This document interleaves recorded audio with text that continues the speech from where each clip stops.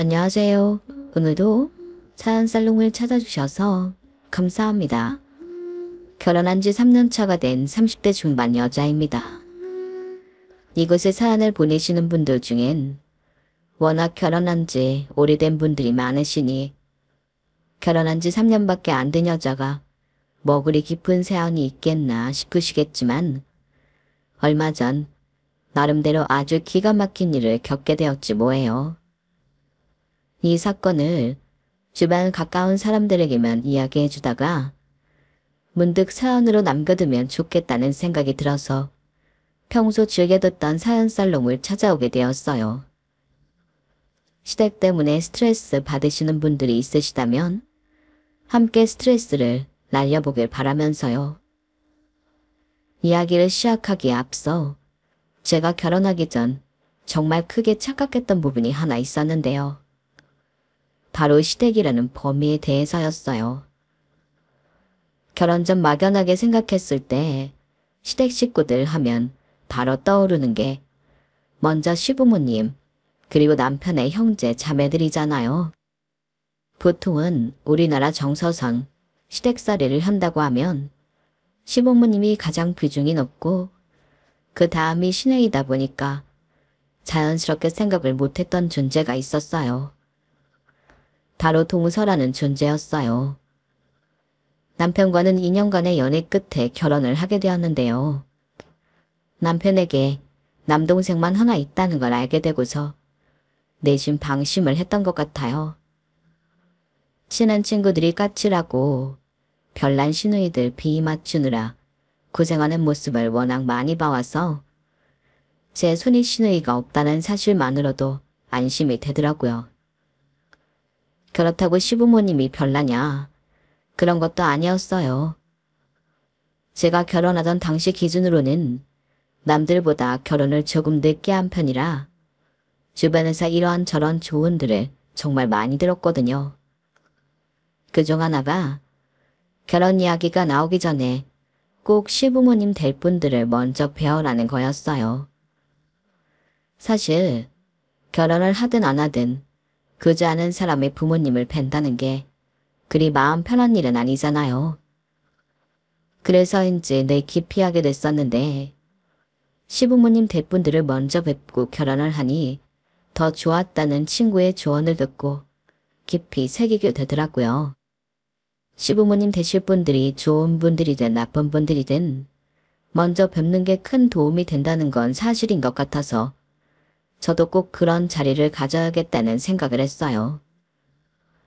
남편과는 20대 끝자락에 만나서 결혼 이야기가 오가지 않을 수 없었기에 더더욱 그랬죠. 하지만 한편으로는 걱정이 되는 것도 사실이더라고요. 실은 제가 20대 내내 다니던 회사를 때려치고 남편을 만났을 즈음엔 제 공방을 준비하고 있을 때였거든요. 제품 디자인 관련 직무로 회사를 다니고 있었는데 원래 전공은 도예 쪽이었어요. 현실과 적당히 타협하고 디자이너라는 직무를 선택하고 커리어도 제법 괜찮게 쌓았지만 직장생활 자체가 잘 맞는 편도 아니었고 일에 흥미도 잃어가면서부터 자꾸 잊고 있던 꿈이 생각나더라고요. 그래서 회사 생활을 하면서 모아뒀던 돈과 퇴직금으로 공방을 차렸어요. 그때는 오래 만나고 있던 애인과도 헤어진 상태라 정말 제 삶을 전환할 무언가가 필요했거든요. 그래서 차마 못 이루고 있던 꿈이라도 이뤄보고 싶었어요. 지금이 아니면 더 이상 도전할 수 없을 것 같다는 생각에 금방 실행에 옮겼죠. 그렇게 정신없이 바쁘던 와중에 친구의 소개로 지금의 남편을 만나게 됐어요. 머릿속에 온통 도자기 생각밖에 없었기 때문에 연애는 완전히 두 선순위에서 밀려나 있었지만 친구의 지인으로 참석했던 남편은 첫눈에 봐도 호감이 가는 다정한 사람이었어요. 보통 사람들은 크게 관심을 갖지 않는 도예 공방에 대해서도 관심을 가지고 질문해줬고 공방에도 놀러와 보고 싶다고 말하더군요. 친구들조차도 별로 관심 갖지 않던 제 공방을 궁금해해주는 사람이 처음이라 저도 많이 들떴어요. 처음 놀러온 날은 꽃다발도 선물해줬고 등을 다는 것도 도와주었어요. 궁방이 너무 예쁘다며 자주 놀러 오겠다기에 인사치레로 하는 말인 줄 알았는데 제가 운영하는 원데이 클래스에도 말없이 신청을 했더라고요. 제가 하는 일에 관심을 가져주는 친절하고 다정한 남자에게 사랑에 빠지지 않고는 못 배겼죠. 사실 남편에 대해 어떤 사전 정보도 없이 친구와의 술자리에서 본 게 전부였는데 정말 자연스럽게 호감을 가지고 만나게 된 것 같아요. 돌이켜보면 그때가 제 인생에서 가장 행복했던 시기였던 것 같아요. 좋아하는 일을 도전하고 좋아하는 일을 지지해주고 관심 가져주는 사람과 사랑에 빠졌으니까요. 연애하는 기간 내내 남편이 워낙 좋은 사람이라 시댁 식구들에 관한 걱정도 딱히 없었어요. 딱 봐도 가족끼리 너무 화목해 보였고 하나뿐이라던 남동생과도 몇 번 식사를 했거든요. 그래도 친구들의 조언을 잊지 않고 연애한 지 1년이 넘었을 때는 남편의 부모님과 식사하는 자리를 한번 가졌어요. 혹시나 있을지도 모를 반전에 긴장을 많이 했지만 다행히 제가 걱정했던 일은 일어나지 않았어요. 아우, 어쩜 이렇게 예의도 바르고 참한 처녀가 우리 아들이랑 만날까? 둘이 정말 잘 어울리네. 보기 좋아. 우리 동욱이랑 오래 만났으면 좋겠네. 감사합니다. 저 예쁘게 만날게요. 그래. 도자기 공방을 운영한다면서? 내 꿈이 예쁜 예술가 며느리 하나 얻는 거였는데 공방에 한번 놀러 가봐도 되니? 아우, 엄마. 무슨 며느리예요. 부담 주지 마요. 아우, 왜? 오래 만나서 며느리까지 되면 더 좋지. 안 그러니? 그렇게 말씀해 주시면 저는 너무 감사하죠. 공방에 한번 놀러 오세요. 제가 예쁜 도자기 세트 빚어서 선물로 드릴게요. 어머, 정말? 아우, 너무 좋네. 꼭 놀러 갈게. 고마워. 제가 좋아서 선택한 일이지만 직업 자체가 불안정하다 보니 남자친구 쪽 부모님께서 과연 달가와 하실지 의문이었는데 만나 뵙자마자 그런 걱정은 눈 녹듯 사라졌어요. 오히려 너무 좋아해 주시더라고요. 별로 잘해드린 것도 없는데 저를 너무 좋게 봐주시고 예뻐해 주셔서 감사할 따름이었어요. 어머님도 아버님도 저를 워낙 잘 챙겨주셔서 감사한 마음에 두 분께서 좋아하실 만한 술잔이나 화병 등을 빌어 선물해드리곤 했죠. 그렇게 평탄하고 안정적인 연애 속에서 하루하루를 보내고 있던 중 도련님께서도 사귄 지 1년 정도 된 애인을 어머님 아버님께 소개시켜드렸다는 소식이 들려오더라고요. 도련님 여자친구분은 어떻대? 당신도 같이 만나봤어? 나도 같이 만났지. 땡땡이 생활건강이라고 큰 기업에 다니는 모양이야. 어머, 거긴 당연히 나도 알지. 와, 도련님 능력 좋으시네. 그러게. 근데 우리 부모님은 그다지 마음에 들어하진 않으셔. 정말? 왜? 일단 당신이랑 동갑인데 동생보다는 연상이기도 하고 동생보다 좋은 회사를 다녀서 그런지 동생을 좀 대놓고 무시하더라고. 어? 부모님 앞에 계신데도 그랬어? 그러니까 문제지? 사실 둘이서만 있을 때 그러면 우리가 어떻게 알겠어? 학력도 동생보다 높고 동생을 좀 무식하다고 생각하는 건지 잔소리도 서슴지 않고 하더라고. 좋은 직장 다니고 그러는 건 알겠는데 정말 보기 좋지 않더라. 당연하지. 가족 입장에서는 속상하지. 좀 너무하긴 했다. 아무튼 성격도 좀 드세 보이고 해서 가족들은 별거 달가워하진 않아. 당신도 만나보면 알겠지만. 남편한테 처음 이야기를 들었을 때만 해도 심각하게 생각하진 않았어요. 원래 시부모님 연세쯤 되는 어르신들께서는 여자가 남자보다 능력이 좋으면 아들 기가 죽는다며 좋아하지 않으시는 게 흔한 일이었으니까요. 그래서 도련님 여자친구에게 문제가 있다기보단 시부모님께 의외의 면이 있구나 했어요. 많이 열리신 분들이라 생각했는데 옛날 분들이시긴 하구나. 새삼 깨달은 느낌이었다고 해야 할까요? 연애할 때는 동사랑 만날 일도 그럴 걱정도 없다 보니 그때 들은 얘기는 제 머릿속에서 금방 잊혀졌어요.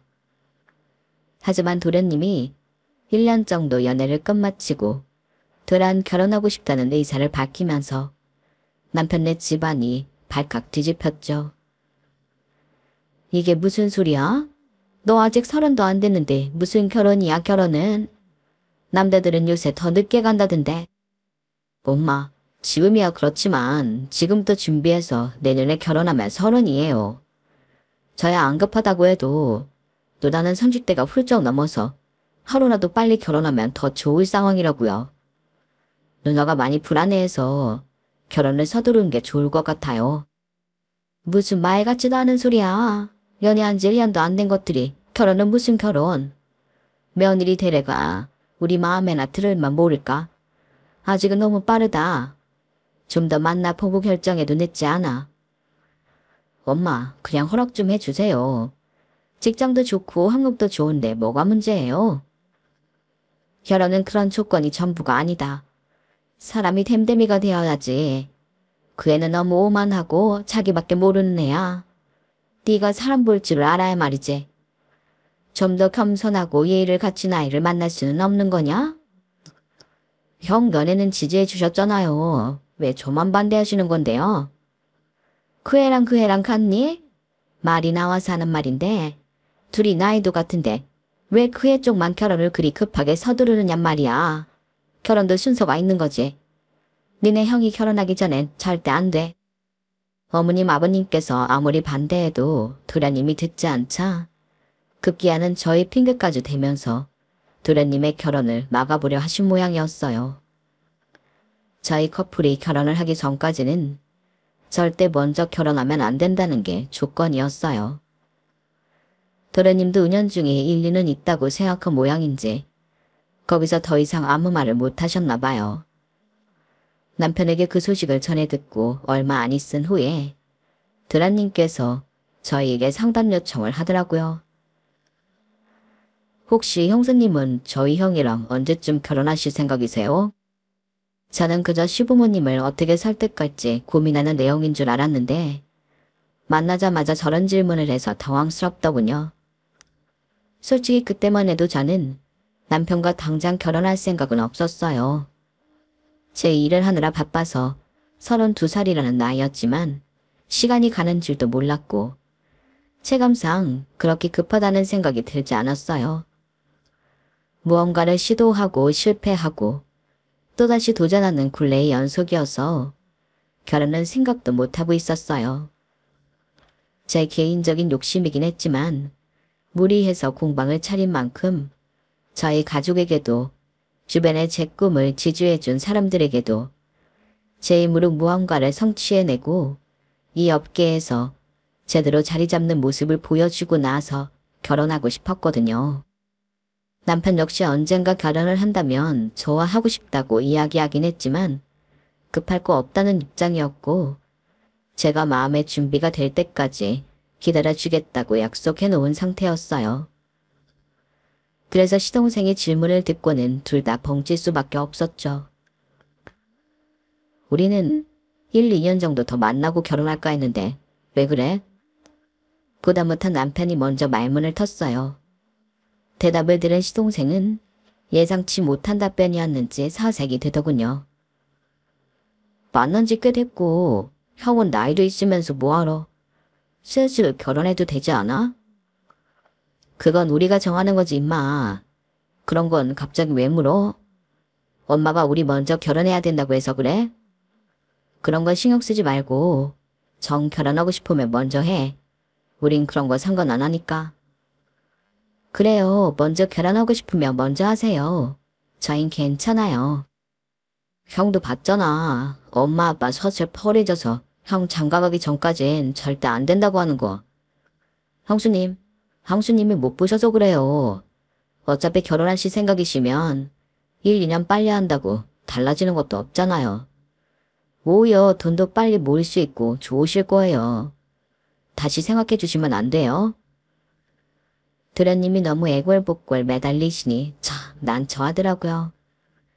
결혼 날짜를 땡기는 거야 생각지 못한 일이긴 해도 크게 어려운 일은 아니었지만 저희도 저희만의 속도가 있는데 그런 부분에 대한 존중이나 배려는 전혀 없이 본인 속도에만 맞춰달라고 하니 난처했어요. 야, 이게 그렇게 떼쓴다고 될 일이야?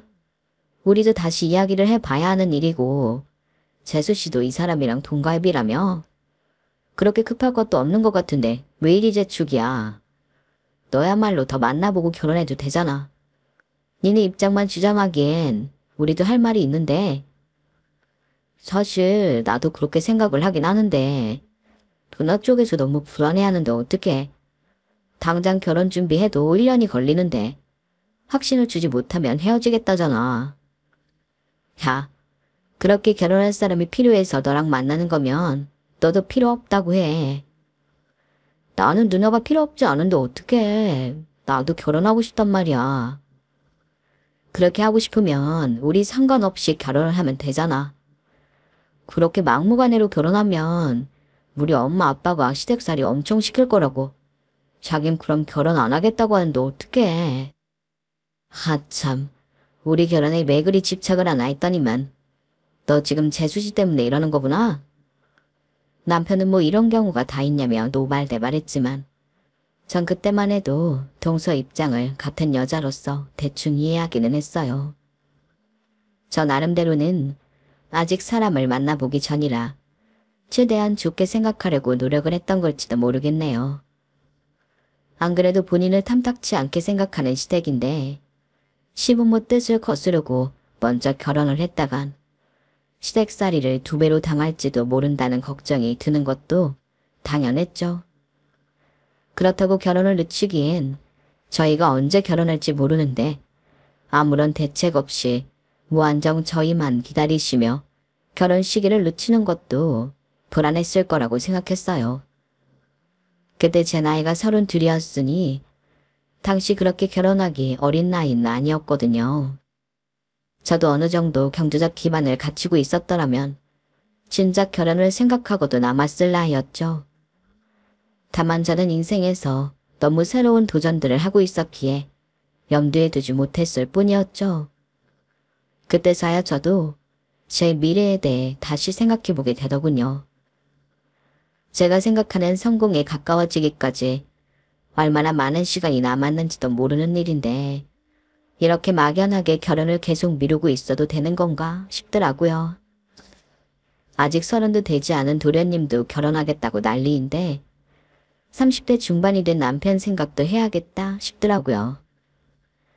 그래서 나름대로 긴 고심 끝에 남편에게 물었죠.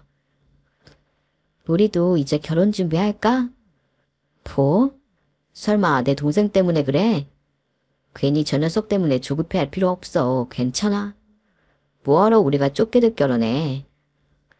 사실 어차피 결혼할 거면 하루라도 빨리 하는 게 낫다는 말도 많고 결혼 미룬다고 내가 언제 내 스스로 만족할 만한 위치에 갈지도 모르는 일이고 요즘은 좀 지치기도 해서 안정된 울타리를 만들면 좋을 것 같기도 해서 도련님 때문만은 아니야. 그때 열심히 한다고 했지만 워낙 요즘 사람들이 도자기에 관심이 없다 보니 매출은 늘 저조했어요. 공방 운영만 겨우 할 수 있을 정도의 매출로 몇 년째 버티다 보니 아무리 좋아하는 일이라도 살짝 지치더라고요. 모아놓은 돈도 거의 떨어져 가고 있을 때라 그 돈이라도 가지고 있어야 결혼을 겨우 할 수 있겠다 싶어서 이렇게 된 김에 우리 결혼을 땡겨보는 것도 나쁘지는 않겠다 싶었어요. 남편은 제 이야기를 듣더니 납득을 하더라고요.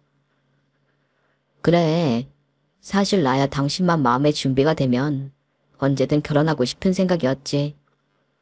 내 동생 때문이 아니라 당신이 정말 원한다면 나도 결혼은 빨리 하고 싶어. 그렇게 해서 저희도 결혼을 예정보다 빨리 서두르게 됐어요. 도련님 쪽에선 당연히 너무나 좋아하셨죠. 형수님, 감사합니다. 이 은혜 절대 잊지 않을게요. 은혜는 무슨요. 저도 덕분에 제 상황에 대해서 다시 한번 생각해보는 계기가 됐어요. 내년 이맘때쯤으로 홀 잡아놨어요. 도련님 때도 늦지 않게 준비하세요. 기뻐하는 모습을 보니 별일 아닌데도 괜히 큰 일이라도 한 것 같고 덩달아 기분 좋더라고요. 그렇게 저희는 3개월 간격으로 결혼을 했어요. 시부모님께서는 그것조차 탐탁지 않아 했지만 그렇게 하지 않으면 해가 넘어간다고 동서쪽에서 서두르더군요. 어지간히 급했나 보다 싶으면서도 이해가 안 가는 건 아니라서 겸사겸사 잘된 일이라고 생각했는데 결혼하고 보니 동서의 태도가 묘했어요.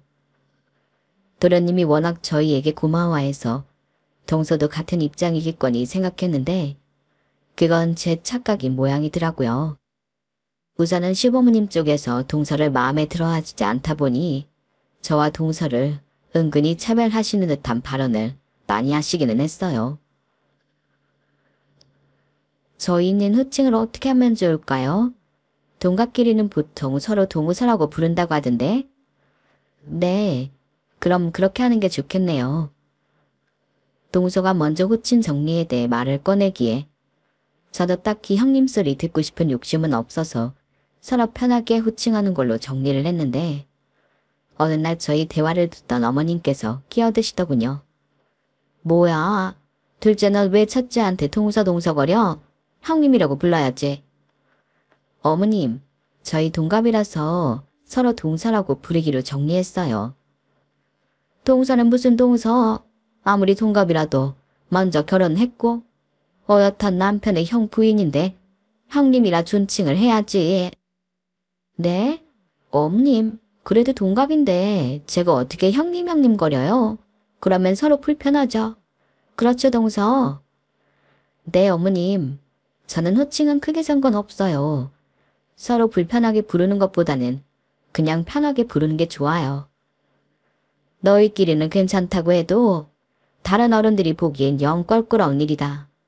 둘이 있을 때만 그렇게 호칭을 하든가 하고 적어도 다른 식구들이 있을 때는 예의를 지켜서 호칭하는 게 맞다. 알겠니? 네. 그 전까지는 조금 어색하기는 했어도 별다른 문제는 없던 사이였는데 호칭이 형님으로 바뀌고 나서부터는 동서가 묘하게 저한테 틱틱거리는 느낌이 들더라고요.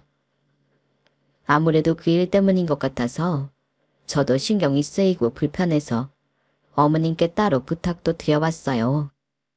어머님, 요즘은 호칭을 그렇게까지 하지 않으니 좀 이해해 주시면 안 될까요? 동서가 저를 형님으로 부르는 걸 많이 어색해하는 것 같아서요. 걔는 적당히 선을 그어놓지 않으면 날뛰레다. 호칭이라도 제대로 정해놔야지. 안 그러면 후회할 거야. 평소 제 부탁을 흔쾌하게 잘 들어주셔서 한번 따로 말씀을 드리면 귀 기울여 들어주시지 않을까 생각했는데 어머님께서는 의외로 단호하게 거절하시더라고요. 사실 이 부분만 빼면 저에겐 너무 좋은 시부모님이라 더 이상 부탁드리기도 못하더라고요. 처음에는 아무리 동서가 마음에 안 드셔도 이렇게까지 할 거 있나. 정말로 동서가 도련님보다 좋은 조건이라서 괜히 마음에 그러시는 건가? 혼란스러웠어요. 동서가 시댁에는 마음 붙일 곳이 하나도 없을 것 같아 안쓰럽기도 했고요. 그래서 동서를 나름대로 잘 챙겨주려고 만날 때마다 선물이나 상품 것도 챙겨주고 했죠. 처음 한두 번이야 딱히 돌려받을 생각 없이 챙긴 거지만 그렇게 서너 번이 넘어가니 정말 쓱 받기만 하는 동서가 좀 의아해지기 시작했어요.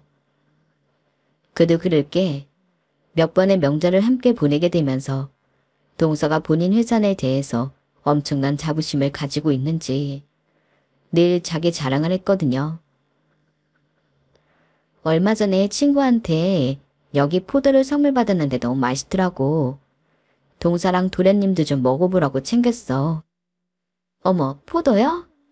안 그래도 회사에서 명절 선물로 샤인머스켓을 보내줬는데 엄청나게 맛있더라고요. 그거 먹다 보니 일반 포도는 좀 맛없게 느껴지긴 하던데. 어쨌든 맛있다니까 잘 먹을게요. 회사에서 샤인머스켓도 보내줘? 회사 좋다. 그쵸?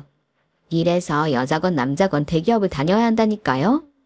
형님도 옛날엔 회사 다니셨다면서요. 왜 때려치신 거예요? 나는 지금 하고 있는 공방일이 너무 하고 싶어서 관뒀지. 얘기 못 들었구나? 그래요? 근데 그 공방일이 재밌어요. 그냥 앉아서 하루 종일 도자기만 빚는 거 아니에요? 그런 건 취미로 해도 되잖아요. 먹고 살 만한 기술이라고 할 수 있나? 지금은 돈이 안 되니까 취미 수준이긴 하지. 돈이 되게 만들어야지. 세상에 좋겠다. 아주버님이 돈을 잘 버시니까 형님은 그냥 공방 운영이나 하면서 여유롭게 사셔도 되겠네요. 근데 그거 팔리긴 팔려요? 요즘 누가 도자기를 그렇게 사나 싶어서요.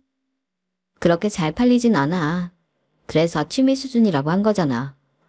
어머머, 맞다. 그러네요. 아니, 사실 저는 여자도 능력이 있어야 된다고 생각하거든요.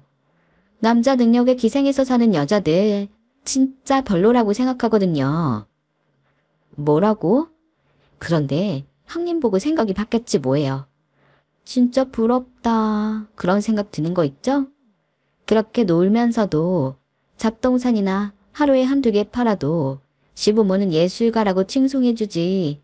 남편은 뻑 빠지게 번 돈 갖다 바치지. 좀 무능력하긴 해도 남들 보기에 그럴듯해 보이는 일 하나 하면 적자가 나오든 어떻든 사람들은 잘 모르고 멋있다고 해주니까요. 그런 인생도 나쁘지 않아 보이네요. 동서, 그건 그냥 날 깔보는 말이잖아. 나한테 기분 나쁜 일 있으면 말을 해. 어머? 깔본 거 아니에요, 형님. 전 그냥 형님을 보면 제가 살아온 인생이 좀 허탈해서 그래요. 이런 대접 받으려고 그렇게 열심히 공부해서 좋은 기업 간 게 아닌데. 이런 조건으로 저보다 조건 안 좋은 남자한테 시집 오면 시댁에서 좀 떠받들어 줄 줄 알았더니 웬 잡상인 같은 이윤하고 있는 형님을 더 대접해주고 있으니까 제 입장에서는 좀 화가 나서 그래요. 동서는 말하기 전에 생각이란 걸 안 해? 어머님이 왜 그렇게 대하는지 잘 생각을 해봐. 조건이고 뭐고 말을 그런 식으로 하는데 누가 동서를 이뻐하겠어. 아니 형님이 저처럼 살아보지 않았는데 어떻게 제 마음을 아시겠어요? 나보다 조건도 낮은 남자, 그래도 나이가 어리니까 눈 감고 결혼하기로 했는데 그마저도 예쁜 나이에 결혼하고 싶었는데 누구 때문에 날짜도 밀리고 제가 억울해서 살겠냐고요. 동서는 그야말로 나사가 한번 풀리면 최소한의 선도 없이 하고 싶은 말을 다 하는 성격이었어요. 남편이 처음 동서를 보고 온 날 얼버무리듯 자세히 말하지 않았던 동서의 평가가 어떤 것이었는지 그제야 알겠더라고요. 사람을 대놓고 무시한다거나 드세 보인다는 성격이 바로 이럴 때 나타나는 거였어요. 그전까지는 별로 느낄 새가 없다가 본인이 화가 나고 부당하다고 생각하니 이렇게 거침없이 본성이 튀어나오더라고요. 제가 봐왔던 시부모님은 두 분 다 굳이 아들보다 조건이 좋은 며느리를 질투하실 성품이 아니셨는데 그동안 이해되지 않던 것들이 이해되기 시작했어요. 아무튼 그날은 저도 정말 당황스럽고 화가 나서 동서와 대판 싸웠어요. 그렇게까지 제가 하는 일에 대해 비난하고 깔보는데 제가 굳이 참을 이유는 없더라고요. 그렇게 크게 싸운 후에는 필요 이상의 말은 섞지 않았어요. 다른 것도 아니고 제가 사랑하는 일에 대해 그렇게 모욕적인 말을 들으니 참을 수 없더라고요. 그래서 그때부터는 제 일에 더욱 매진했죠. 단순히 도자기를 빚고 굽는 것만이 아니라 어떻게 하면 요즘 사람들도 관심을 가질 만한 걸 할 수 있을까 하는 생각이요. 그래서 원래 제가 만들던 정통 도자기보다는 좀 더 작은 도자기를 만드는 데 집중했어요. 도예를 일상생활에 접목하기 위해 보다 현대적인 디자인을 추가해 화장품 공방 세트를 만들었어요. 동양풍의 디자인에 현대적인 물품의 결합이 더해져서인지 시간이 지나니 조금씩 반응이 오더라고요. 구매하고 당장 쓸 수 있을 정도로 실용적인 것들이다 보니 예전보다 판매량도 훨씬 늘었어요. 그렇게 아름아름 도자기를 좋아하시는 분들 사이에서 제 브랜드를 알아봐 주시는 분들이 조금씩 생겼어요. 그러니 어쩌다 한번 열었던 공방 원데이 클래스에도 신청자가 점점 늘더라고요. 미세한 변화였지만 제게는 아주 큰 것이었어서 일을 하는 성취감과 재미가 더 커져만 갔어요. 그러다 보니 단골도 생겼어요. 저희 단골들 중엔 중후한 미를 가지신 한 노부인이 계셨어요. 종종 아드님을 데리고 방문을 하거나 혼자 원데이 클래스를 신청하셔서 그릇 등을 만들어 가셨어요. 워낙 품위 있고 다정하신 분이라 저도 꽤 좋아하던 분이었어요. 그런데 어느 날 갑자기 그분께서 찾아오셔서는 저한테 긴히 하실 말씀이 있다고 하시더라고요. 사실은 내가 화장품 사업을 좀 하고 있어서 우리 선생님 도움을 좀 받고 싶은데 그래도 될까? 어머, 정말요? 어떤 거예요? 저의 영광이죠. 이번에 우리가 향수를 출시할 예정인데 향수병을 좀 부탁할까 해서 3가지 향을 출시할 예정인데 이 향수의 컨셉이 동양의 꽃에서 영감을 얻은 시리즈라서 딱 봐도 패키지에서 동양풍 느낌이 났으면 하는데 한정판 향수로 도자기병에 출시를 했으면 해서. 어머, 정말요? 너무 재밌을 것 같은데요. 그래?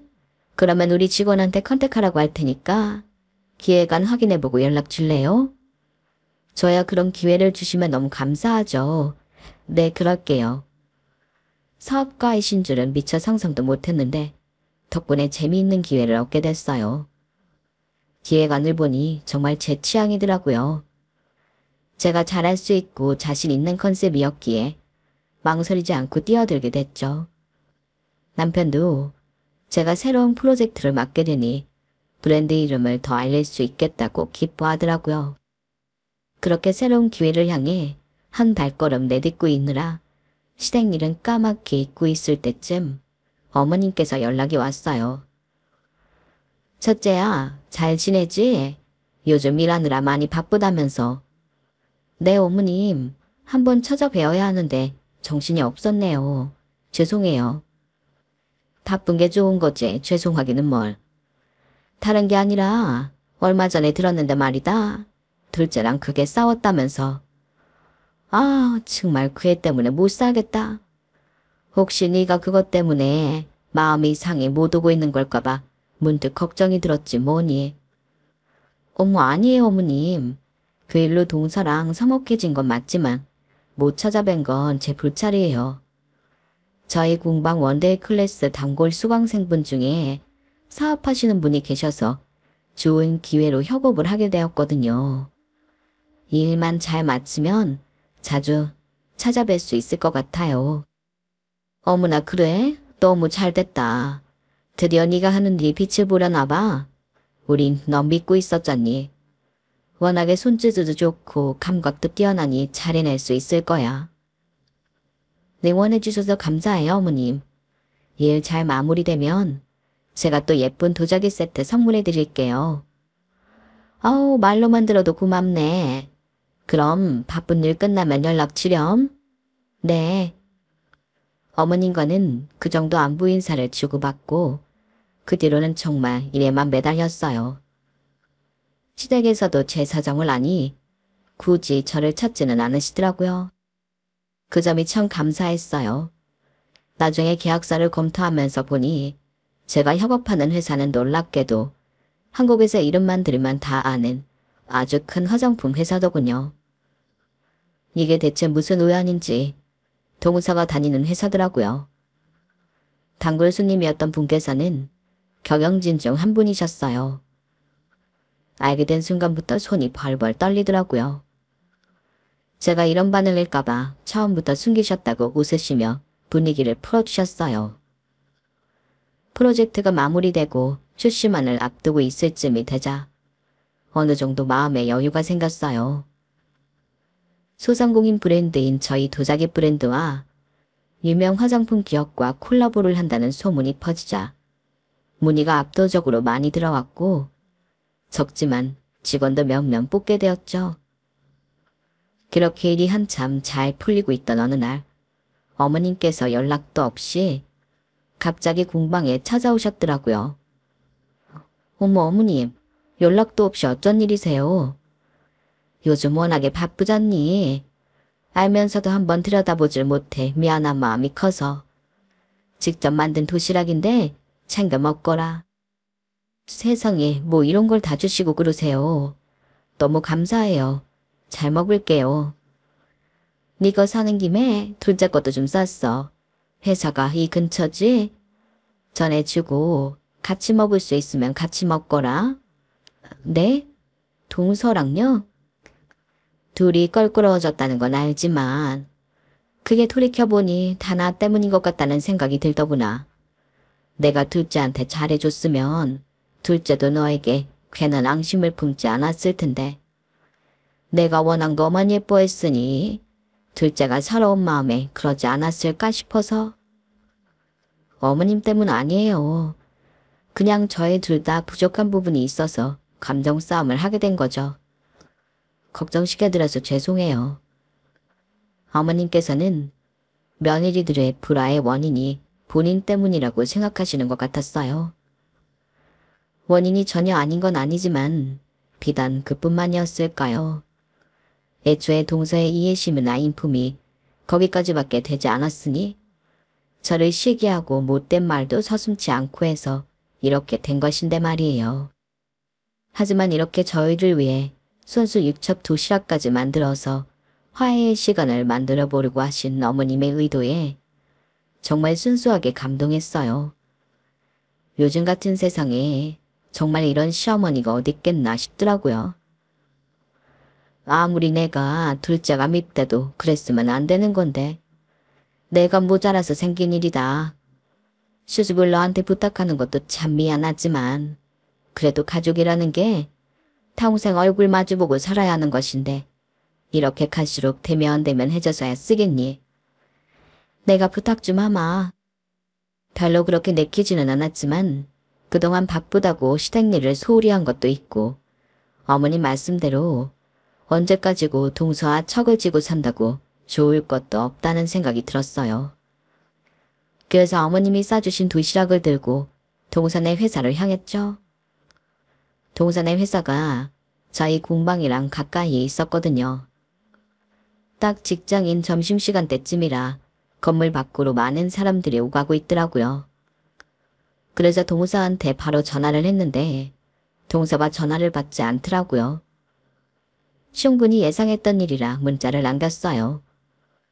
동서, 지금 나 회사 앞이야. 중요하게 할 이야기가 있어서 왔는데 잠깐만 시간 내줄래? 하지만 동서는 묵묵부답이더라고요.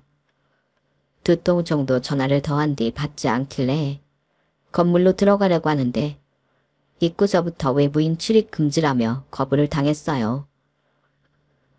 잠깐 전해줄 게 있어서 그래요.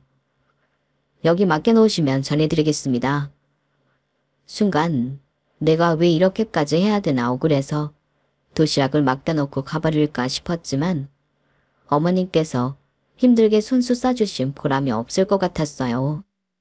먹다 취하든 말든 동서랑 함께든 먹고 얘기를 좀 해봐야겠다 싶어서 다시 동서에게 문자를 보냈죠. 바쁘면 잠깐 전화라도 해줘. 전해줄 게 있어서 그래. 그렇게 앞에서 경비와 실랑이를 벌이고 있는데 익숙한 뒷모습이 보이더라고요. 동서, 뭐해요 형님? 그래 나야. 왜 이렇게 연락을 안 받아? 형님이야 차단한 지 오래됐죠. 우리가 뭐 이렇게 인사 주고받을 사이는 아니잖아요? 그래도 무슨 급한 연락이 있을 수 있는데 무슨 차단까지 했어. 됐고 여긴 왜 오셨어요? 촌스럽게 그 보따리는 또 뭐예요? 설마 우리 회사에 도자기 팔아보려고 왔어요. 도시락이 보따리에 들어있어서 도자기로 착각한 모양이었어요. 뭐라고? 그런 게 아니라 여기요 경비, 이 잡상인 좀 내쫓아주세요. 우리 회사 건물 경비 진짜 삼엄한데 잡상인이 어떻게 들어와 있대? 동서, 잡상인이라니. 그게 아니라 동서랑 밥 한 끼 하려고 온 거야. 이거 어머님이 우리 공방까지 순수 가져다 주셨어. 동서랑 먹으라고. 이렇게까지 싫어할 줄 알았다면 나도 안 왔을 텐데. 진짜 해도 너무한다. 그래, 그럼 이것만 전해주고 그냥 가볼 테니까 먹던지 말던지 알아서 해. 동서에게 보따리를 쥐어주고 가려는데 갑자기 뒤에서 무언가 우당탕 하는 소리가 들리더군요. 뒤를 돌아보니 도시락을 바닥에 던지듯 떨어뜨려 도시락통이 바닥에 나뒹굴고 있었어요. 어머, 도자기인 줄 알았는데 진짜 도시락이었네. 도자기였다면 다 부서지고도 남았을 거였어요. 바닥에 어머님께서 싸주신 반찬들이 굴러다니는데 정말 화가 나서 참을 수가 없더라고요.